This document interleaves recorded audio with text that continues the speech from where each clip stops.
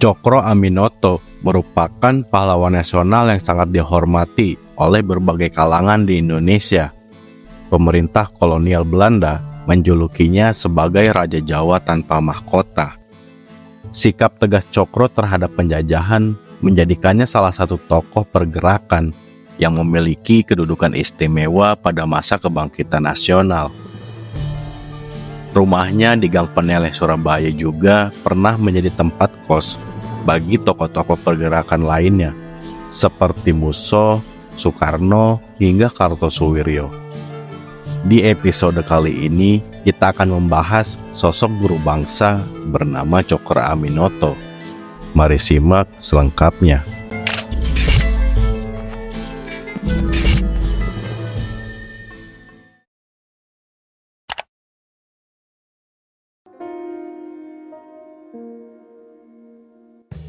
Raden Haji Umar Said Cokro Aminoto lahir di Ponorogo pada tanggal 16 Agustus 1882. Pria yang dikenal dengan nama Cokro ini merupakan anak kedua dari 12 saudara.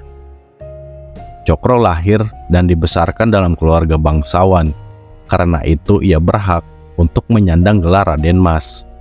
Namun dalam kehidupan bersosialnya di masyarakat, gelar bangsawan itu sering ia tinggalkan agar bisa berbaur dan berhubungan lebih akrab dengan masyarakat.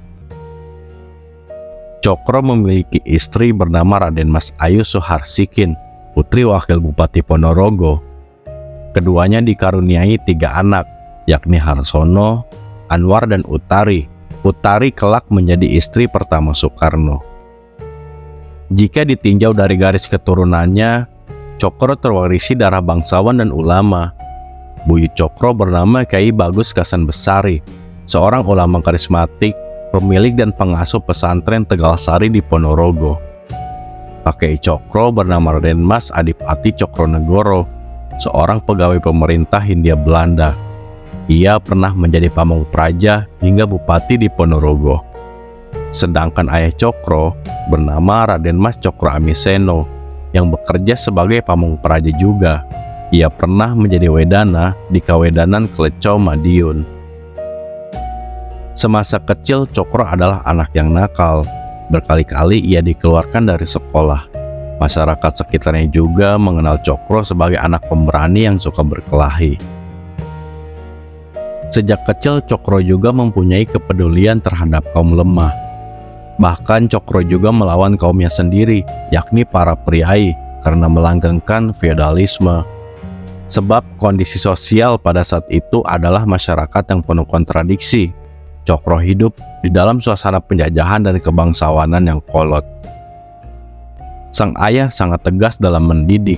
Tidak heran jika Cokro memiliki sifat tegas juga ketika menentang pemerintah kolonial Belanda. Cokro memandang semua manusia mempunyai tingkatan yang sama. Cokro Aminoto diterima sekolah di Osvia karena kecerdasannya. Osvia merupakan sekolah yang mempersiapkan murid-muridnya untuk menjadi pegawai pemerintahan. Sejak awal memasuki Osvia, Cokro Aminoto telah memperlihatkan kegemarannya dalam membaca buku, majalah, surat kabar, dan karya ilmiah lainnya. Setelah lulus dari Osvia, Cokro bekerja sebagai juru tulis di Kesatuan Pegawai Administratif Bumiputra di Ngawi. Namun pekerjaan itu hanya bertahan 3 tahun. Cokro tidak suka dengan cara berinteraksi di tempat kerjanya tersebut yang harus menghormati orang Belanda secara berlebihan. Cokro menganggap pekerjaan itu kurang sesuai dengan kepribadiannya. Setelah itu, Cokro kemudian menetap di Surabaya mulai tahun 1906. Di sana, Cokro bekerja sebagai juru tulis pada sebuah firma Inggris, sembari melanjutkan pendidikannya di BAS, mengambil jurusan teknik mesin. Setelah pendidikan di BAS selesai, Cokro pindah dari firma tersebut dan bekerja sebagai calon masinis. Kemudian, Cokro juga sempat menjadi ahli kimia di pabrik gula Rogo Jampi di dekat Surabaya.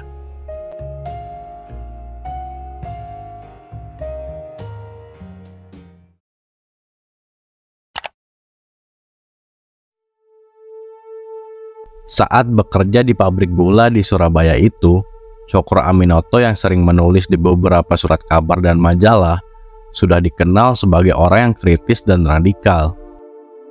Cokro juga aktif menjalin komunikasi dengan sejumlah ulama dan tokoh pergerakan nasional, salah satunya dengan Haji Samanhudi, pendiri dan pemimpin Sarekat Dagang Islam atau SDI. Pada tahun 1912, Haji Samanhudi mengubah nama Sarekat Dagang Islam menjadi Sarekat Islam atau SI. Kemudian, Cokro dipilih dan dipercaya menjadi Ketua Cabang Sarekat Islam Surabaya. Cokro juga dipercaya menjadi pemimpin redaksi surat kabar Utusan Hindia, terbitan Sarekat Islam. Maka ketika Sarekat Islam mengadakan kongres pertama pada tahun 1913 di Surakarta, Cokro Aminoto ditunjuk sebagai wakil ketua Sarekat Islam. 1 tahun kemudian, tepatnya pada tahun 1914, ketika Sarekat Islam mengadakan kongres kedua di Yogyakarta, Cokro Aminoto terpilih sebagai pemimpin tertinggi di Sarekat Islam, menggantikan Haji Samanhudi. Di tangan Cokro ini, Sarekat Islam tidak berfokus pada perekonomian, tetapi menjadi organisasi pergerakan nasional yang berorientasi sosial politik. Sejak saat itu, Sarekat Islam berkembang pesat, anggotanya terus bertambah. Bahkan, Cokro membuat cabang-cabang Sarekat Islam di berbagai daerah. Ide dan gerakan Cokro Aminoto sangat populer dan digemari banyak orang. Dengan data jumlah anggota SI dari 450 orang pada tahun 1918 menjadi 2,5 juta pada tahun 1919. Pada tahun 1918, pemerintah Hindia Belanda membentuk Dewan Rakyat atau Volksraad. Cokro Aminoto dan Abdul Muiz ditunjuk menjadi anggota Volksraad sebagai wakil dari Sarekat Islam. Di Volksraad, keduanya memberikan reaksi keras terhadap pemerintah kolonial sehingga menjadi oposisi. Bahkan, keduanya membuat sebuah mosi yang bernama Mosi Cokro Aminoto. Mosi tersebut berisi tuntutan untuk membentuk parlemen yang anggotanya benar-benar dipilih oleh rakyat. Namun di satu sisi, masuknya Sarekat Islam ke dalam Volksraad justru menjadi awal pintu perpecahan. Beberapa konflik internal maupun eksternal terjadi. Semaun, salah satu orang yang menentang, menganggap Volksraad hanya sekedar komedi omong kosong. Kemudian, gonjang-ganjing perpecahan dalam tubuh Sarekat Islam semakin dalam. Sarekat Islam pecah menjadi 2 kubu, SI Putih dan SI Merah. SI Putih diwakili Agus Salim kerap berseteru dengan SI Merah pimpinan Semaun. Saat itu Semaun merupakan orang baru dalam pemimpin pergerakan. Semaun bukan seorang jurnalis yang beralih menjadi pemimpin pergerakan seperti kebanyakan pemimpin Sarekat Islam lainnya, tetapi ia memulai karirnya sebagai propagandis serikat buruh yang belajar Marxisme dari pembimbingnya yakni Henk Sneevliet.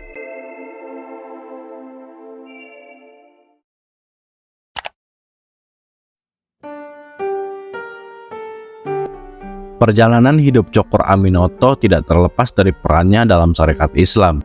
Cokro sosok pejuang yang hebat. Cokro menyumbangkan pemikiran-pemikirannya untuk bangsa Indonesia. Peran Cokro dan Sarekat Islam banyak melakukan protes terhadap pemerintah kolonial. Cokro tidak ingin rakyat kecil menjadi korban dan terus dirugikan oleh pemerintah kolonial Belanda. Keteladanan kepemimpinan Cokro hidup dalam diri para tokoh bangsa di kemudian hari. Salah satunya dalam diri Soekarno, salah satu murid dan orang yang pernah tinggal di rumah Cokro. Selain pemikiran dan pribadi Cokro yang bersahaja, gaya orator Cokro juga sangat disukai banyak orang. Beberapa tokoh pada zamannya hingga para sejarawan mengatakan ketika Cokro berpidato ia sangat berapi-api. Cokro memiliki suara yang menggelegar dan penyusunan kata yang rapi. Soekarno banyak meniru gaya Cokro Aminoto ketika sedang berpidato.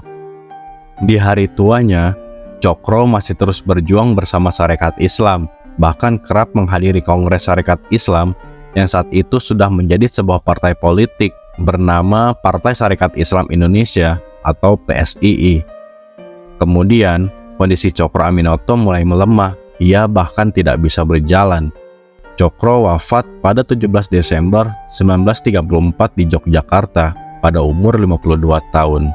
Cokro Aminoto mendapat gelar pahlawan nasional dari Presiden Soekarno pada tahun 1961.